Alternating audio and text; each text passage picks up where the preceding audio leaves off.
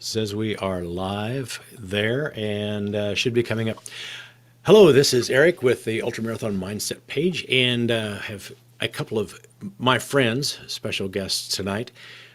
Each of them have run right at 100 miles or run in a 100-mile race, and that have had some unique experiences. I've heard their stories before, and I wanted to share it with everybody. So I'm going to bring on Steve Crutchfield and Amanda, and I'm going to butcher your last name because I just always call you Amanda. So, Bethan. Betson, Yeah. is it okay? Okay, that's the way it's spelled. So Yeah. greetings, and so we're now just to double check that we can all see each other. Yep. Yeah, okay. Yes. That means I hit the right button. Also, if this is a live Facebook Live, and I am monitoring the comments as in the other window on my computer. And so, if you're watching this live and you want to make some comments and you have something to add, it might be something that I'm the editor. I'm kind of the dictator here. So don't be offended if I don't bring your comment in. But if it's something that I think will be helpful, I may read the comment out and we may talk about whatever you have to say. So anyway, welcome, Steve and Amanda. What I wanted to do, kind of to start out with, is because I know you, and the people who are on here live, some of them may not know you. So, kind of, could you start with you, Steve? Give a All right. tell about yourself, your running, how you started, running, and how you developed as a runner. Sure. Well, my wife ran long before I did, so she was running 5Ks, 10Ks for a long time. And about 7 years ago, I started to kind of get the urge to get off the couch. And I did what a lot of people do, got that Couch to 5K app because I didn't know how to get started. I couldn't even run a lap around the track at the high school in our small town. So, yeah. And that's been 7 years. Yeah, about 7 years. Okay. So in 2013, I ran my first. I started with a 10K, and also did kind of a little glow run in Lawrence, a 5K, back to back, and just kind of got the bug from there. And then was one day just on the internet looking at I don't know, just running. I just put in a search and found Trail Nerds, and from there, I did my first trail run, which was the Psycho Wyco 10 mile. Okay. And then Was it the summer or winter version? Winter version. I've Winter never version. done summer. I'm team winter all the way. Okay.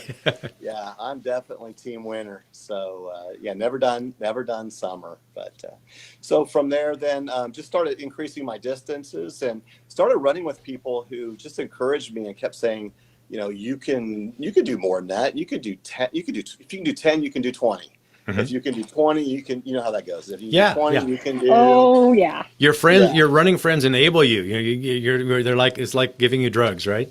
exactly. Oh, Exactly. So the then worst. from the 20 mile, then started doing some 50Ks, and then thought, well, I might as well give it a 50 miler a shot. So I did the Hawk 50, put on by the Lawrence Trail Hawks, and then in, let's see, I guess it was September of 2018. 18. 18. 18. I signed up for, I did my first 100, or I attempted my first 100. Hmm. Made it 95 Made miles. it 95 So, miles and couldn't. Yeah, yeah, yeah. yeah. And I saw you at just on you're on your last lap, and because I'd run the 50 the night before or the day before, and stayed at the campground and saw you come through, and Yeah, that was at so mile 80. That was about mile 87. yeah, But mile 87. Yeah, you were still on your feet then. yeah, yeah. But But I've done about 14 ultras and completed all of them, but that one. but all of them but So the 100. Okay. yeah, Okay. yeah. Yeah. Amanda, how about you? What's your story? How did you come from a running family? I think so. I do. I do. I've kind of like dabbled in like running on and off since I did like cross country in middle school. Also participated in cross country in high school as well. And then I picked up a really bad habit of smoking for a while. In high school? And no, after high After high school, school. okay. Uh-huh. And so I steered away from that and decided that when I quit, I was like, I want to run a half marathon because I was still running. I just wasn't doing it very well. Mm-hmm. And with no goals, just was doing it for the sake of, health and fitness. And so I approached my dad and Anne and I said, I want to do this. And we found a half marathon, which happened to be the Kansas City half. Okay. And I trained with them.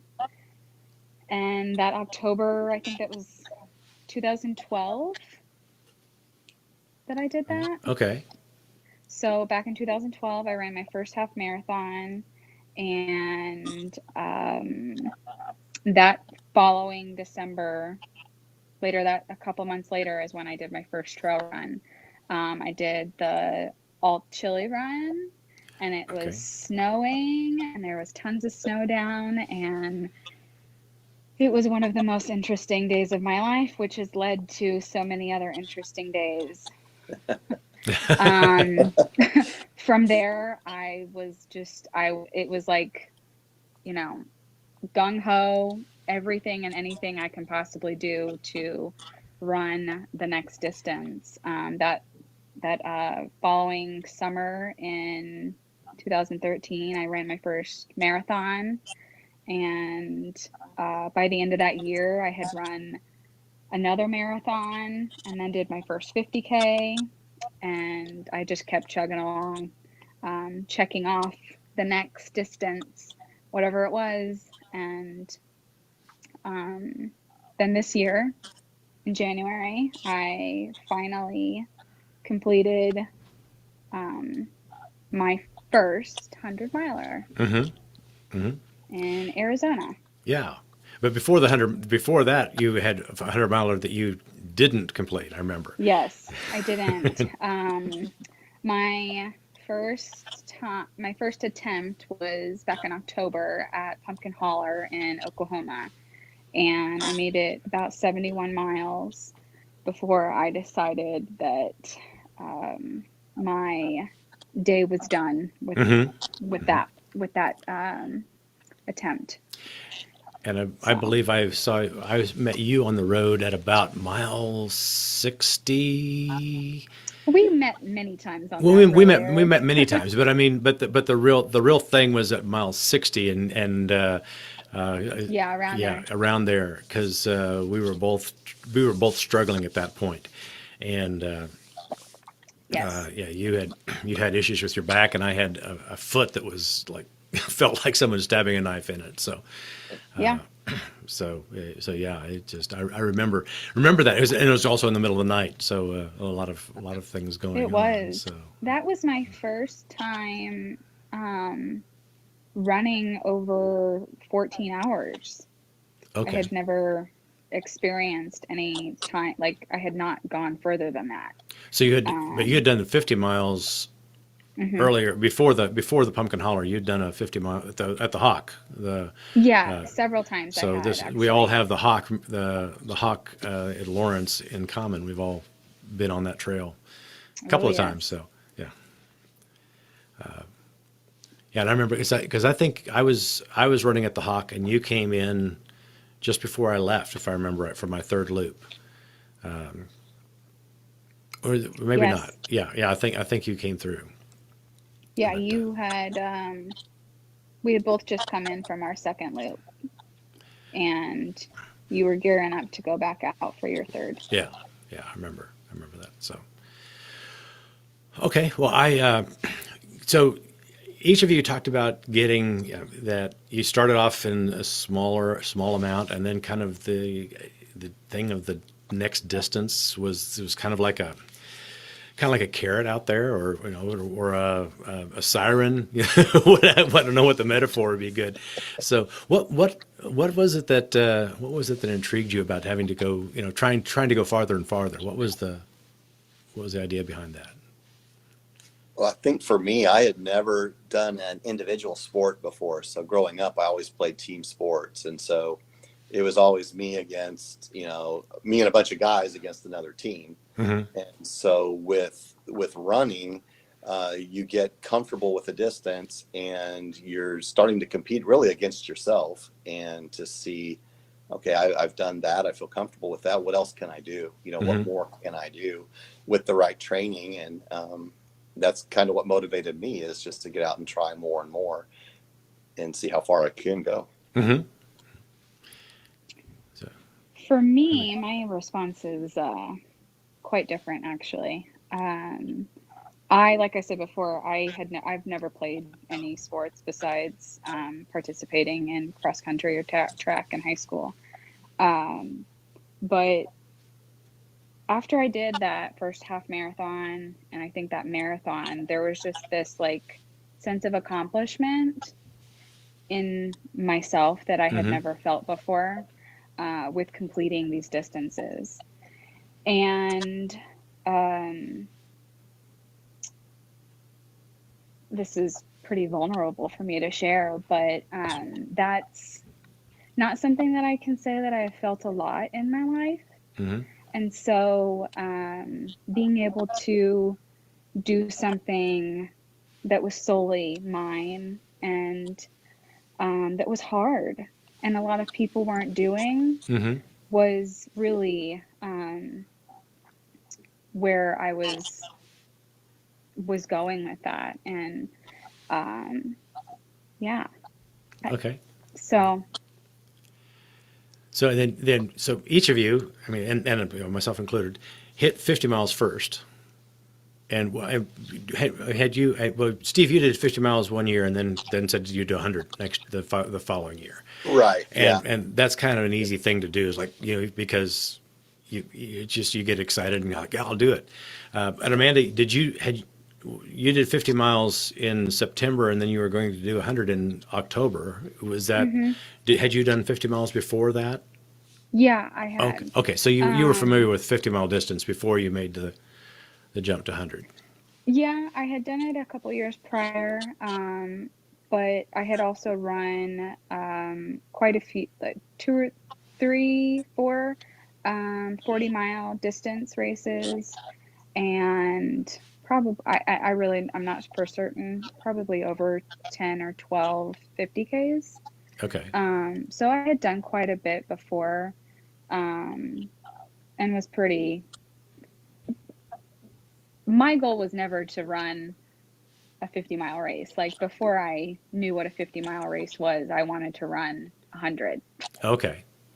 So that was just a stepping stone to 100. Okay. So you Yeah. had, when you kind of got the bug, you said, I'm going to go for 100, and these other things were just kind of a stepping waypoints in between. So, Yeah. how about you, Steve? Did you start off thinking I'm going to go do the 100 miles, or was it a gradual, just getting more and more, deeper into it? Oh, it was a very gradual thing. I remember running my first 5K with my wife, and we got close to the finish line, and she was talking to me, and I could hardly breathe. And I just told her, I said, "Stop talking. I just want to finish this race." And so I never, I never had 100-mile aspirations. It's just, like I said, it's just people who. The neat thing about trail running community is that people believe in you, and they see potential in you, I think. And you could be out on a run and you may not be the fastest person, Hmm. but if you've got the toughness to endure, then people start to kind of notice, and they're like, hey, like I said, you can run, if you can run 20, you can run 50 miles. And Hmm. so I wasn't satisfied with just 50 miles at that point, because I was like, hey, maybe I can do 100. And so once I did do the 50, I was like, okay, I'm going to try for 100. And it wasn't really to be like anybody or to try to compete with anybody. It was just something that I wanted to accomplish. Like Amanda said, it's something that not very many people do. And I Hmm. wanted to do something that not very many people do. So I'm curious, when you finished your 50 mile, was did it did He it was seem 54. I got lost.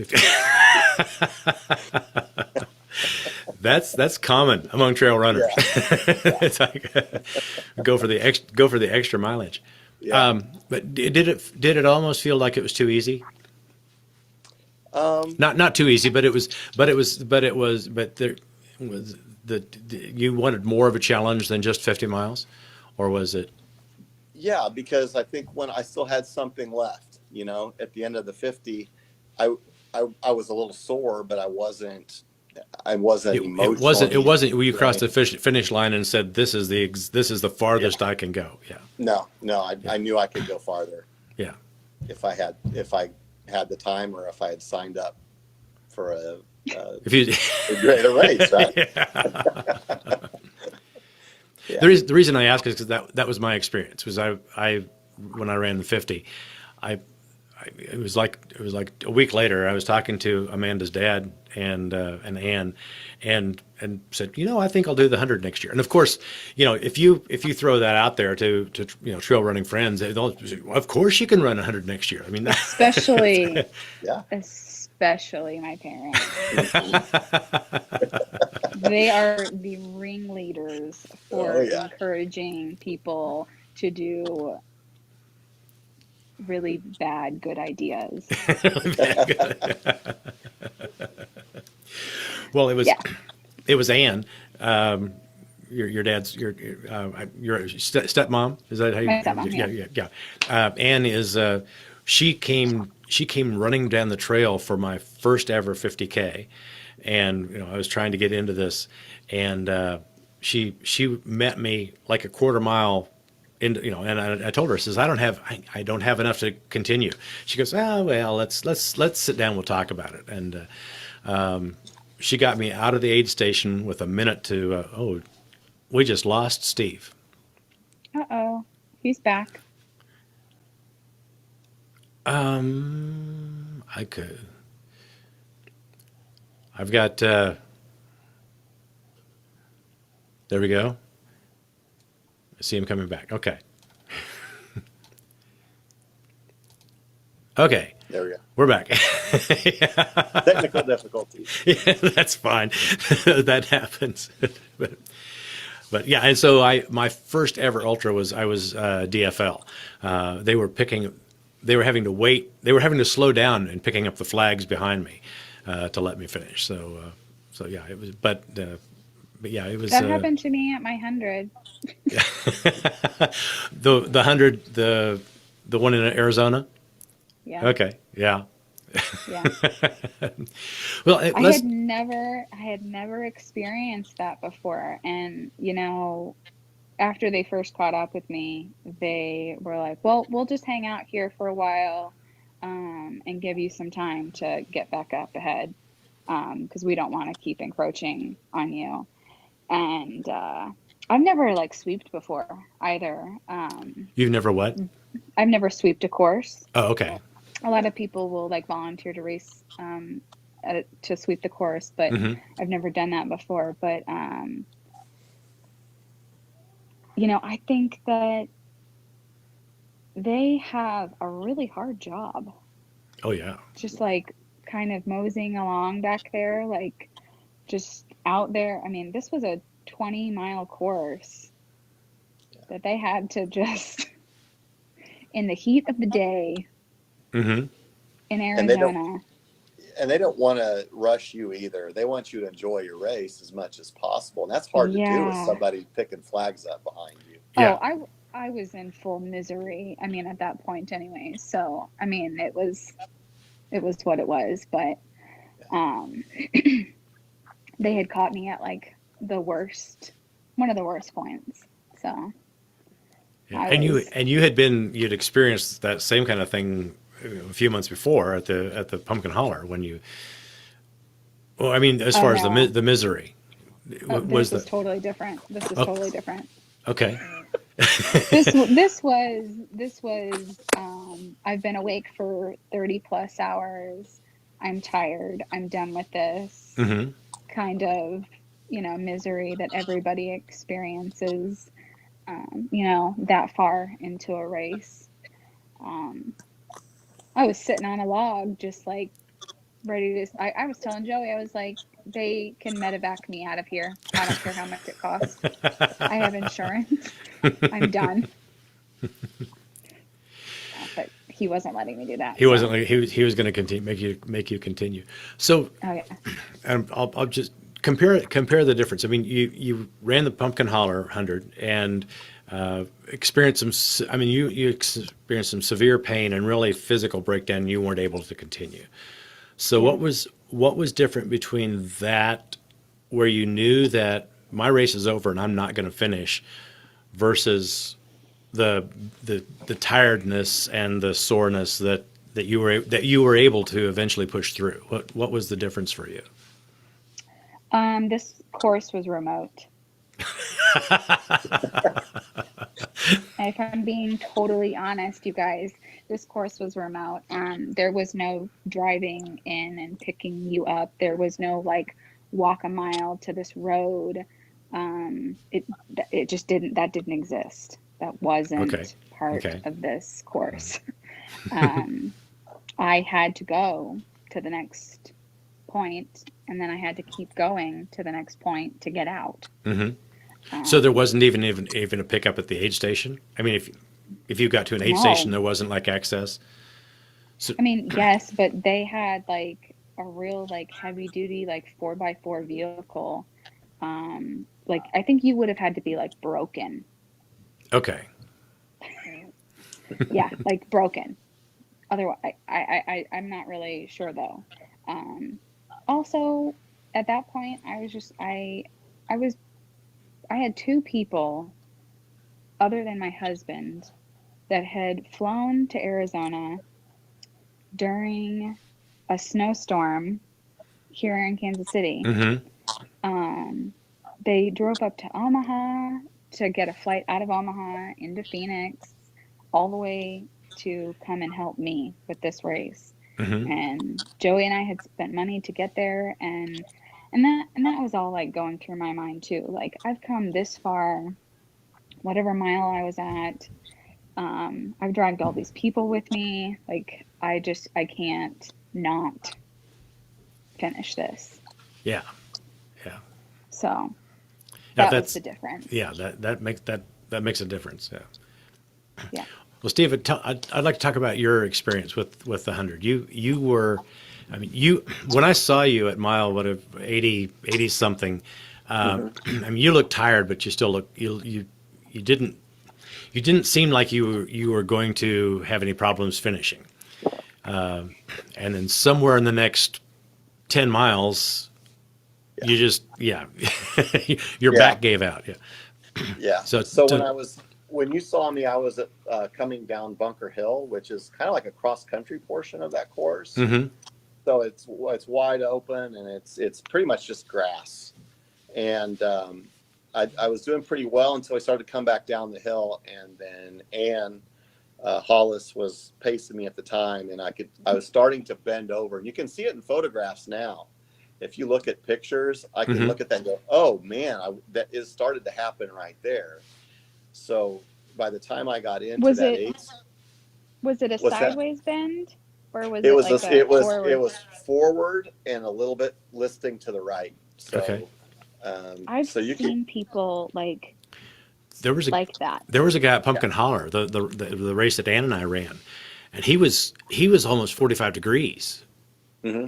Did, Oh yeah. did you see that guy? No, Ann? I No, I didn't see No, that, but not I've Ann. seen Not Ann. people like him I'm before. calling you Amanda. It's okay. Sorry. Yeah, Amanda. Did you see the guy that he was probably older than me? I mean, he looked old, and he was Mm-mm. just I think he was using poles, and he was listing over to the side. So anyway, sorry we interrupted you, Steve. no, no, that's We've okay. seen it before. Yeah. Well, and then once I got past that aid station, that was at West Park Road, and so then the next one that you would have to get to would be Land's End. So between West Park Road and Land's End um, is where I really started to list over, and couldn't even keep on the trail. So kind of going, just kind of fading and going to the right, and before long, Todd Chandler came down trail with a roller and was actually trying to roll my back out because he had heard that I was having some trouble.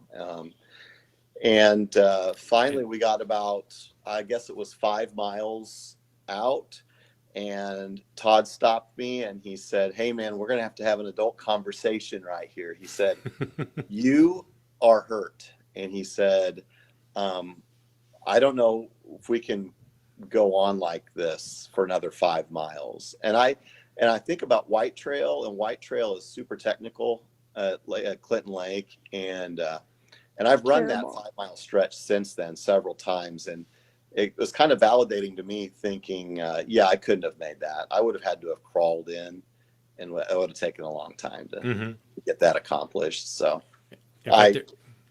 what's that? In fact, there is a Facebook group called the White Trail Support Group for people who have been abused by the White Trail. That's right.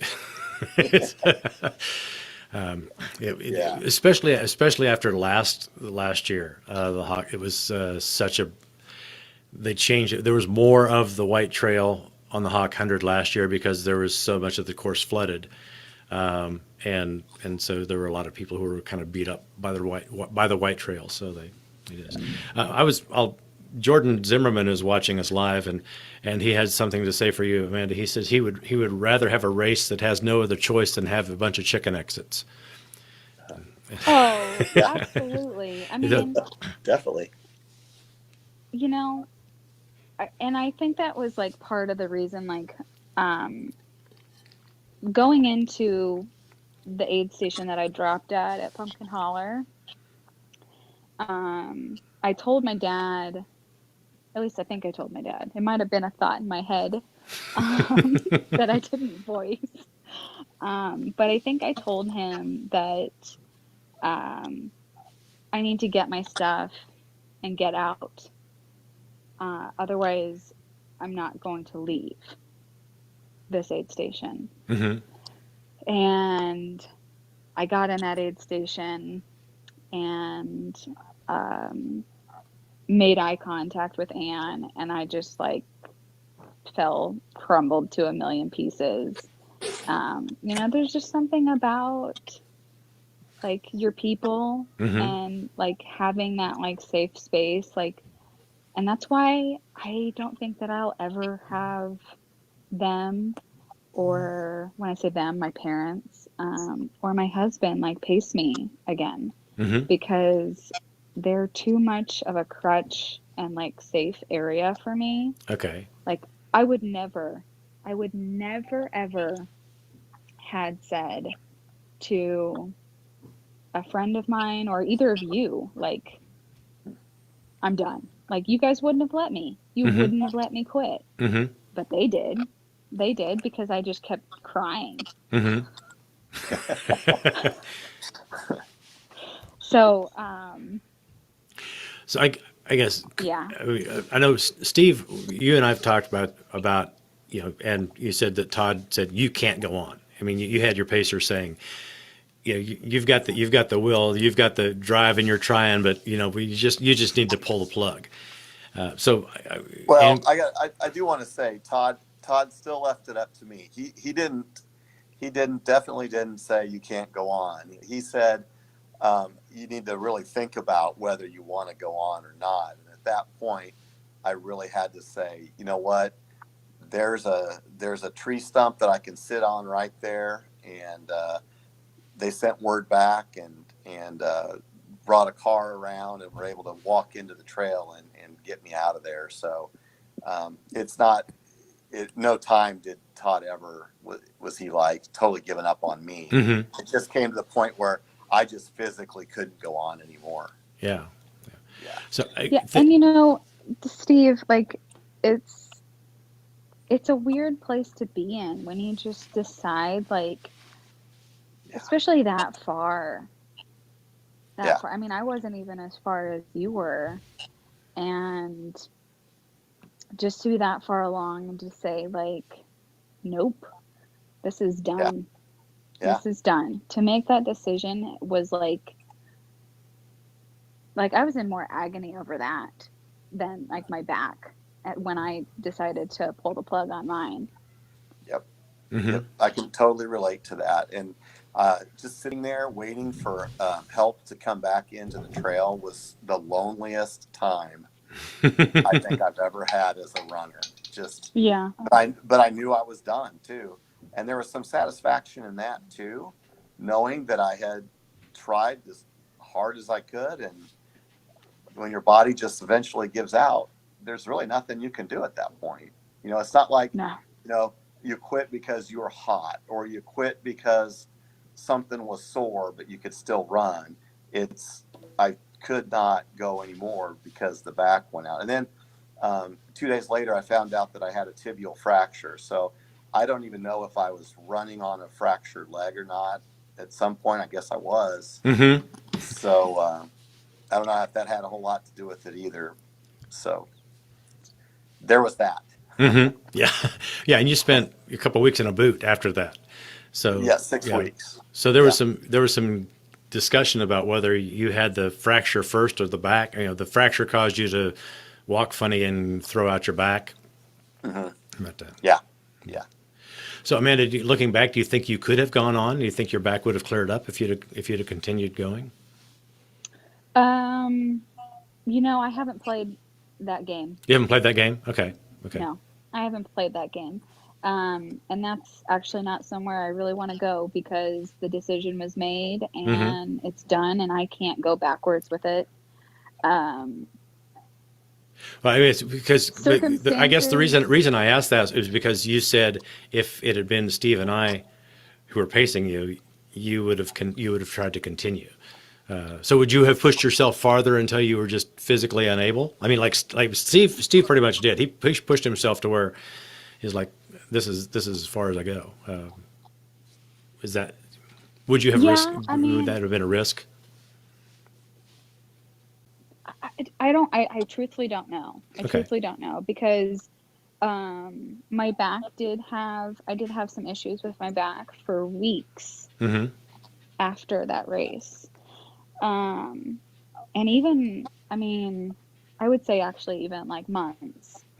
I still have some issues with it a little bit, even now, because it's like a sciatic issue. Okay. Typically it clears up, but I can't say. So I don't know what I would have done. Did the back pain come back when you did your 100 in Phoenix or in Phoenix? No. So, okay. It didn't. It started to act up a little bit, like enough to say that it did. During my first 20 miles, and I took some Tylenol, 2 Tylenol. Okay.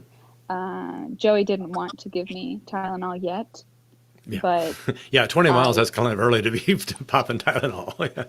I took it anyways. Yeah. I promised to drink a lot of fluids, and I did. And then I didn't have any other problems with it the rest of the time. Oh, that's good. That's good. So it was like that one thing, but my feet hurt a lot. So trade off. Well, you were wearing Hoka Speed Goats, which is at least I assume you still had the Speed Goats. Yeah, I love my Speed Goats. Yeah. The Speed Goats that was what convinced me not to wear shoes. So. I love these shoes. Because them. like you said, you had foot issues. I had a foot issue during the Pumpkin Holler, which you and I both were at the Pumpkin Holler, and I had a foot issue that I thought was going to prevent me. I finished the 100, but my foot it was probably 3 months before it was that I could say yes, it feels back to the way it's supposed to. Fine, because better. it was like something in the top inside of my foot that was just it didn't prevent me from running. It wasn't in a boot like Steve, and so I could still go out and run, but it's like when I'd sometimes I'd move it and it would hurt. I just had this soreness to it. So yeah, that's something we tend to do as runners. We'll push through the pain and try to keep on going. And Shoot, I'm that's doing it now. I have like a knee thing going on that's like normally it just hurts when I run, hmm but now it's just hurting all the time. hurting all the The time. last, yeah, the last 2 days, and I'm like, I'm not even doing anything. I'm sitting. So I guess So, that's how do you tell? I mean each of us have said this. So I would say, how do you tell when it's a when you're injured as like, okay, this is the time I need to stop, or like Amanda, you're saying, Amanda, it's there, it's kind of hurts, but I can keep on going. Where how do you make that distinction? how do I? Or Steve, I mean, Um, you know, I think it depends on how bad the pain is. To be honest. hmm Um, yeah, how about you, where Steve? it's at, where it's at, and how bad the pain is. Yeah. So what I'll do is rest days have gotten a lot more frequent for me, especially the older I've got. And I started running at 47 or 46. So, Okay. I'm 53 now. So I take a lot of rest days. If I have any discomfort, it's not worth it to me unless I'm training for something. And then um, if I'm training for something, I'll do something alternative, like I'll hop on the bike. So I've taken up biking recently. hmm So I'm biking a lot of miles, um, and I can still get out in the woods and enjoy my bicycle. So I like that. And so I'll just do something that's low impact like that, or I'll do some yoga or something to keep me physically moving, but it may not be running. And I'm okay with that. I've just come to be at peace with that if I have any kind of discomfort, which for me, it's usually just soreness in the quads or calf or maybe the hip. hmm So that's nothing major. Well, usually runners tend to. Yeah, the first thing we ask was how long, if we have something that keeps us from running, how soon can I start running again? That seems to be what we do, and and like Amanda, you said you're running through pain, right now, and I was out running today, and I had kind of a knee issue was there. I tweaked it back in 2018, and every once in a while it flares up, and it's just I stepped off a rock wrong, and it strained something, and it's just kind of it flares up every once in a while, and so yeah, that's kind of what. So in in the the was there any lingering disappointment? I mean, with the performance that you guys had in the hundreds. I mean, how did you handle the emotional side of breaking down and not being able to finish? Well, I'll go ahead and answer that I think my for battery's me. getting low. Oh no. Hold So on. If I disappear for a second. do you want me to go ahead and answer that? Yeah, keep going, keep going. Yeah, Okay. All right. she'll come here. Yeah, she's back. That's okay. She's coming back So on. So. for me, I think one of the things I wanted to do was immediately enter into 100 again. And hmm so as soon as this registration opened up, I was signing up for the Hawk 100 for a second time, and then I started to get this fear of. I looked at it as even though I um, fell 5 miles short, to me that was failing, and I did not make 100. I didn't hmm run the 100 like I hmm wanted to, and so I thought, well, I'm going to sign up and prove to myself that I can do this. And then I started to be like, okay, what if the fracture, gets worse, or what if I have a reoccurring injury? And I kept playing the what ifs, and so my training suffered. I wouldn't do the long runs on the weekends like I was supposed to. And so I ended up dropping down to the 50-mile. And my whole year kind of went like that, just really timid out on the trails Mm-hmm. and just being really careful, but also just kind of losing that whole enjoyment of running altogether because I wasn't putting in the miles that I thought I needed to. Mm-hmm. And valuing myself as a runner less because I wasn't doing the long runs on the weekends and I Mm-hmm. wasn't, I guess they call it fear of missing out, FOMO, Mm-hmm. when other Yeah. people are doing all the awesome races and you're not. I just kind of started to get really almost, I don't want to say, well, I guess it'd be a little bit depressed actually. Mm-hmm. And so it's taken me a while to start finding that joy of running again. A lot of mental things happen when you run 100. First of all, it wears your body out. There's a lot of wear and tear on your body, but there's also a lot of wear and tear emotionally. Mm-hmm. And so it's taken me a long time to kind of come back from that. So right now I'm just kind of getting to that point where I'm enjoying running again. Mm-hmm. Like I said, I'm also mixing up, the biking also, Yeah, so something other. yeah. Steve, I'm with you on that. I didn't know what I was going to do after I didn't finish in October. I had heard many times from other people, like, if that situation happens, stay off ultra sign up. Like, give yourself at least a week timeout Yeah. before you like start diving into those things. And that's what I was doing for like a day. And in my mind, I was thinking, I was like, well, I know that Rocky Raccoon happens in early February. Maybe I can go do that. Mm-hmm. And not even 15 minutes later, after that thought goes through my mind, I get a text message from Ann. Oh, I'm seeing a common theme here Yeah. for all three of us. yeah. So there ended up being a conflict with that date. And so that's how I ended up on Coldwater. But I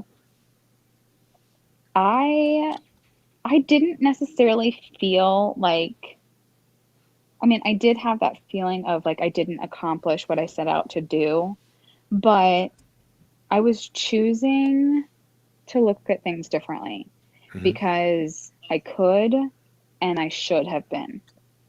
Otherwise, I knew myself well enough that I was just going to send myself down a really dark spiral of failure. Mm-hmm. And I had run 71 miles. Yeah.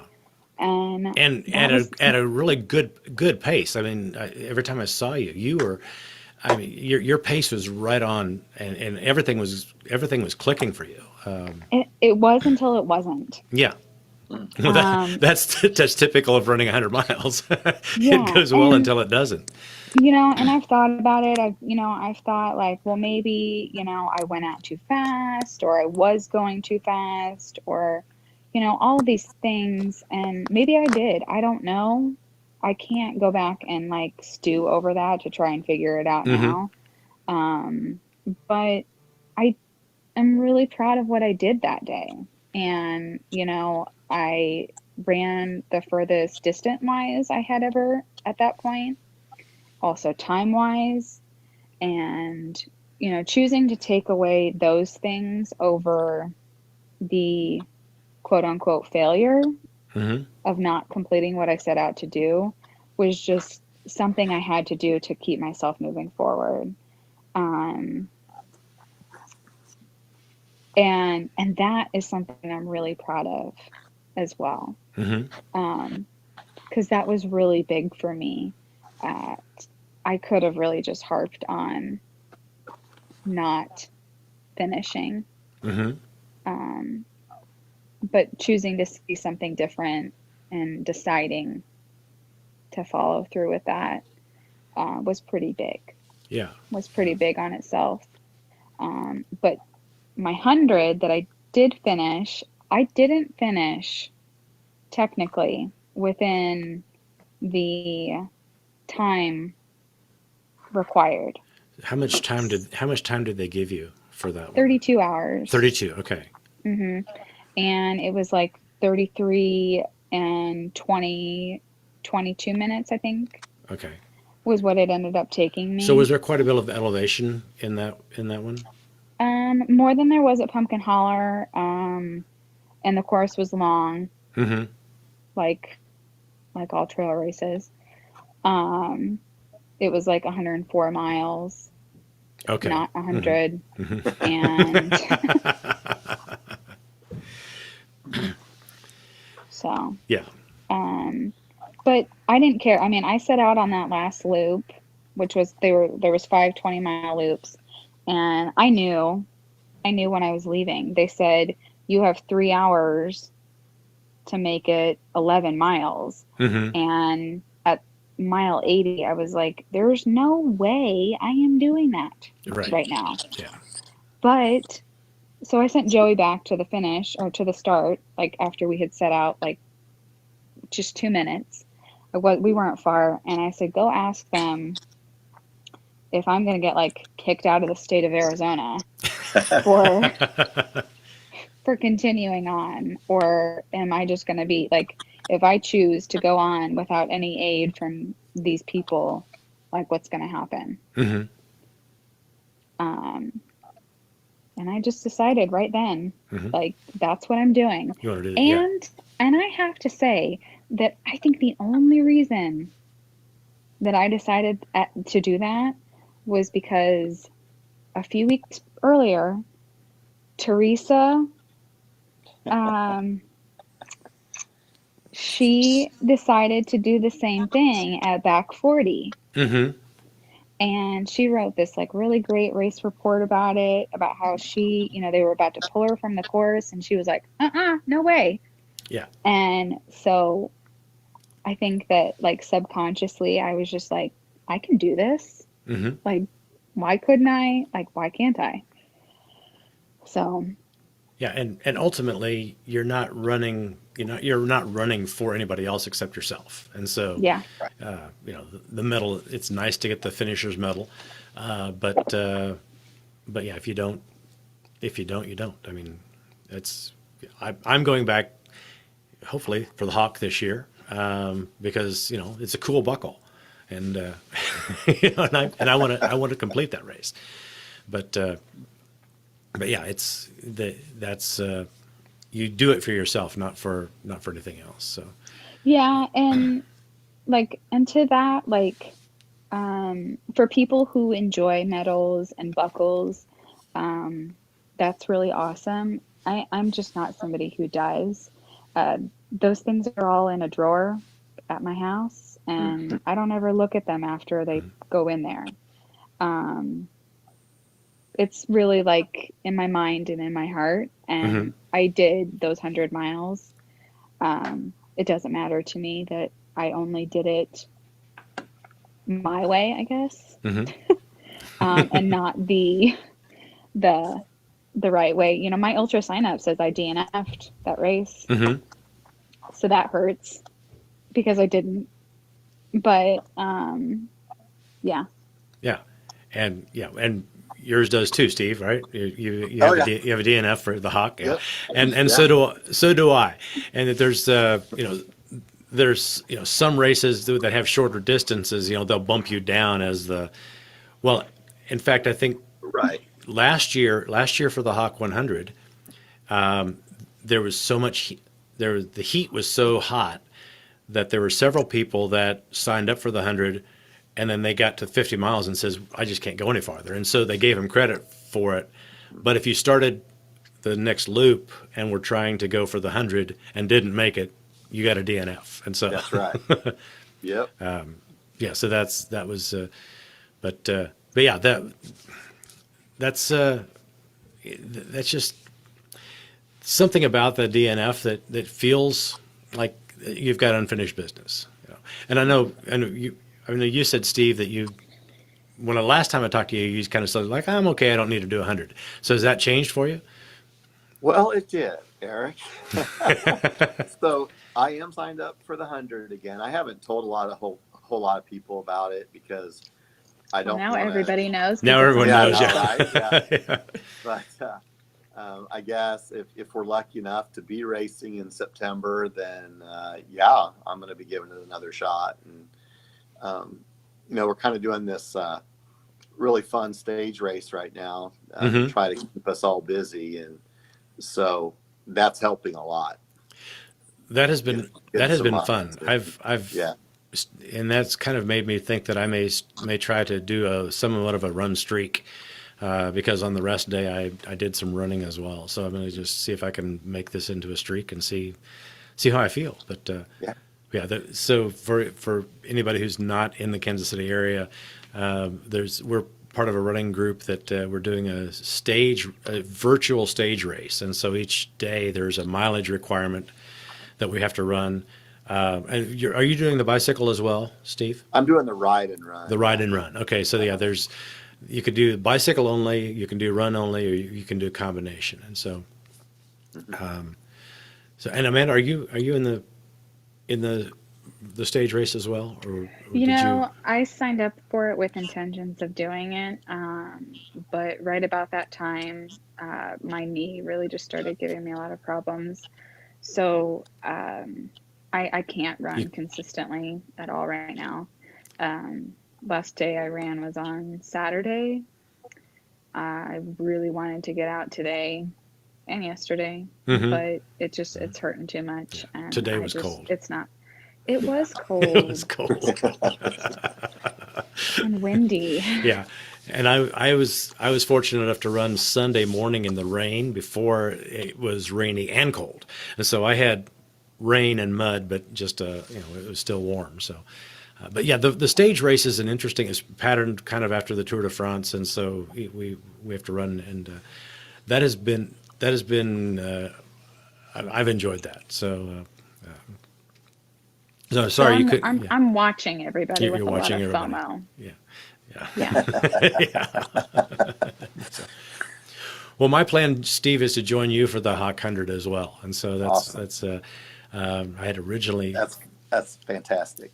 I had intended to do the Javelina 100 as well, but with everything that's been going on, and I've, you know, there's I may keep that in the back of my mind, but no one's working now. No one's working, and so our budget may not allow us to travel. So Yeah. we'll see. But I'm okay with that. But so yeah, you're Amanda. I remember when last I talked with you, you kind of said once you did 100, you'd be satisfied with that. Are you still in that persuasion, or you think you might have another 100 in you? Oh, isn't that the question? Um, I don't know. I think it's a little bit due to like some injury and stuff like that. But I still just am having a hard time like running more than like 5 miles right Okay, now. okay, Um, I think it would be nice and it would be cool to do that another time in my life, but I'm not setting any sights on it right now. Um, my intention always after completing 100 was to start a family. hmm So that's really my focus now. and And that will take a lot of time. yeah, yeah, And and I'm okay with that. Like whatever running fits into my life, mhm. um, going forward with that is what I will take and be okay with. But it's been hard for me to get out, and there's been a few times that I've been like, oh, you know what? I'll go out I'd like to do a 2 mile, or a 2 hour run today. And so, that's roughly, 8 to 10 miles. And I get 5 miles in and I'm like, am I done with this? Like, I'm just not having fun. Hmm. And so that's when I just decided to turn around and go home. Um, because this isn't something I want to be a chore. Hmm. Right. Um, I want to enjoy it. I want to enjoy it the way I always have. So I'm just going to enjoy it at the under 5 mile distance for however long that is. However long that is. Yeah. And that's just going to be fine for me. So, And I yeah. and I think that's kind of where I want to head to, Amanda, because I don't run consistently when I run longer distances. So like when I run, more than 5 miles, like you said, I I'm really sporadic when I think, oh, I've got to get out and run 5 or 6 or 7 or whatever it is. But what's wrong with running 2 or 3 a day? If you do it consistently over time and you enjoy doing it, that's kind of what I'm thinking. Kind of where I want to head with my running is to enjoy it again. And I think by doing it more consistently at shorter distances might be the key for me. Yeah, and like there's some people that we run with at bar that have done this EFI, which I just learned is every FN inch. Ah, Um, and that's like of like local neighborhoods. And so I was thinking Okay. while Yes. we're home that I live in Mission, Kansas, and it's a really small town in a really big suburban area. And so why couldn't I do that? Hmm. And I've actually already done like about half of Mission already. Oh wow. um, cool. but I've really enjoyed it. Like I came home from a run the other day, just high on all the endorphins, Hmm. and it was great. Um, I got to see, these cute little neighborhoods, and the run wasn't that long. It was 4, maybe 5 miles, right at where I'm comfortable at right now. Took a couple wrong turns, had to repeat some stuff that I had already done, which was fine, but I really enjoyed it, and that was all that mattered to me. Hmm. I'm not running trails right now because I have this new 13-week You, old puppy that I can't leave for very long. So yeah. running the roads is fine. So do you fill in a map to track where you've been? Is that the because Yes. I think I saw somebody who's like filling a map of one of those towns that are part of the Kansas City metro. Yeah. Yeah. I'm filling a map, but I'm also just tracking it on Strava. Okay.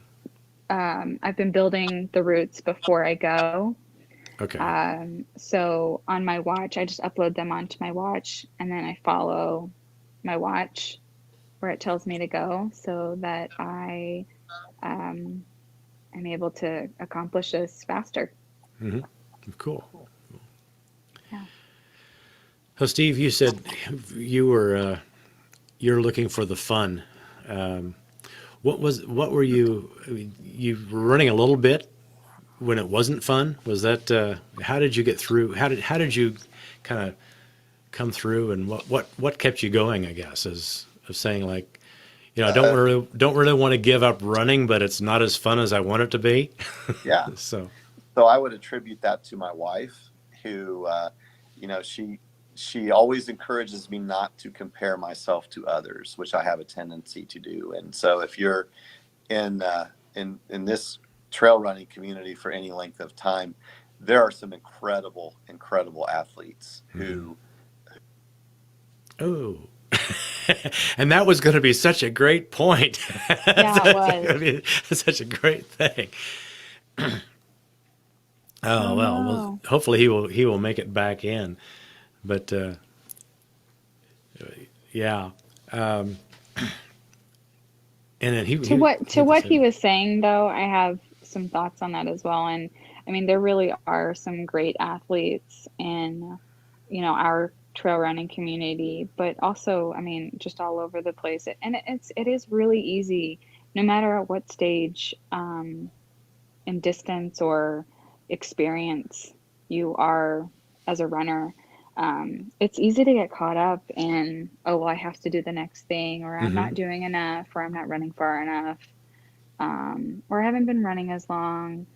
Uh, so I get what he's saying, and it's easy to compare yourself and feel less than in some way. So does that come from within more than without? I do you get in the because my experience with the trail running community is they're pretty accepting of kind of Oh, deviance. Okay. I've never gotten that pressure, if that's what you're asking, Yeah. from anybody. It's something that you make up in your mind and you tell yourself, at least in my case. Hmm. Um, I have never ever felt from somebody else that I should be doing more or I'm not doing enough. Um, I've had people encourage me to do more, like you were saying before, like, oh, you should, run this race. You can do a 50K, you've run a Hmm. marathon. Yeah. It's easy to go there and get wrapped up in that really fast. Uh, Yeah.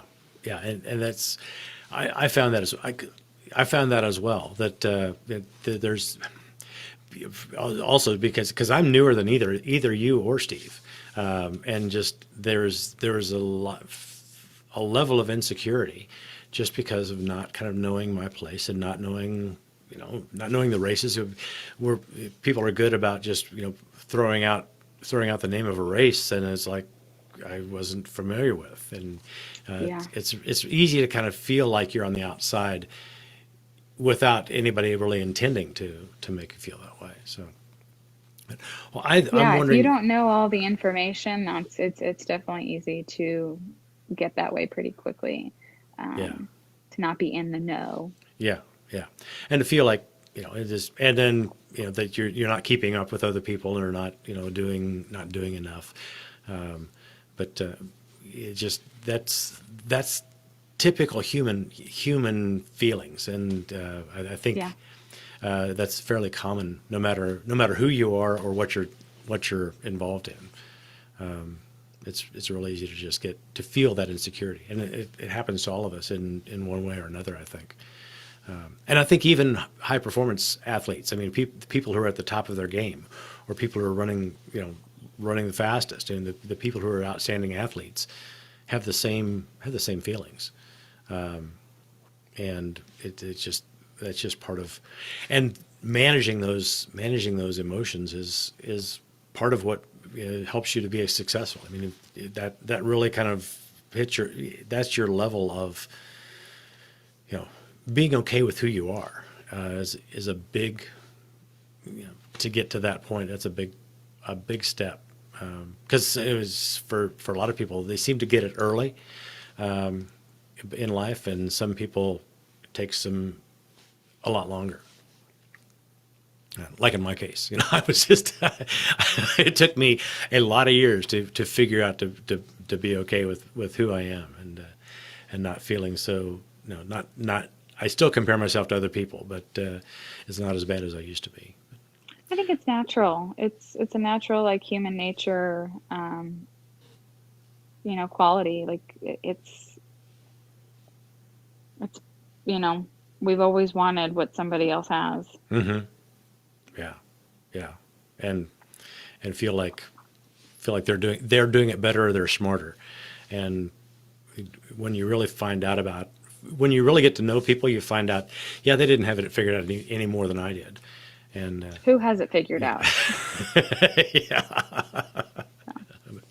Well, I think Steve must have his phone must have died, and so I'm afraid he's not Mine coming is back. about So to so die so too.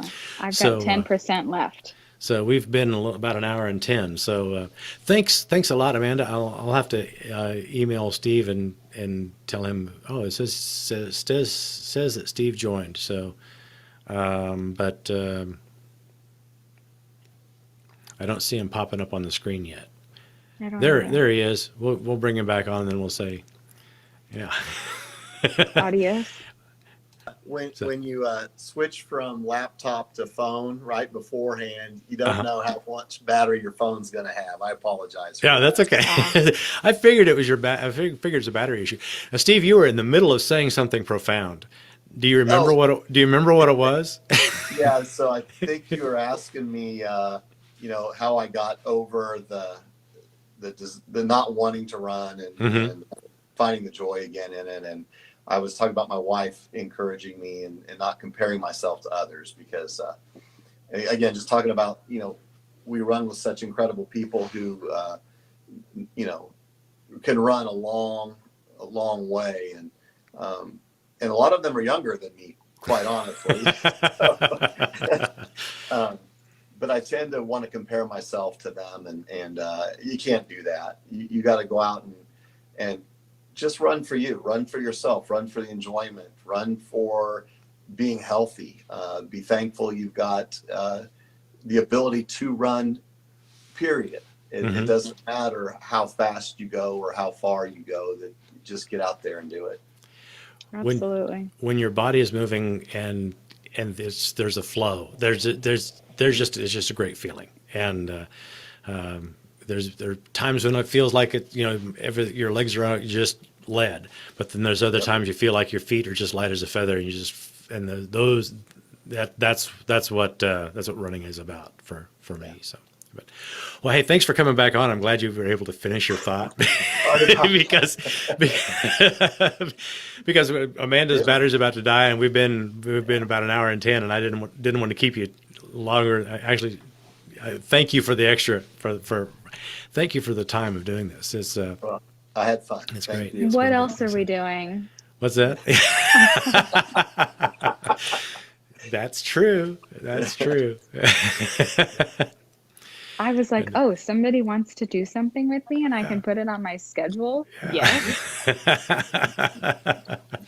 well, and I've had this idea in my mind for quite a while, and it's like, oh, this is a perfect time. I can catch people at home. It's like they're willing to talk to me.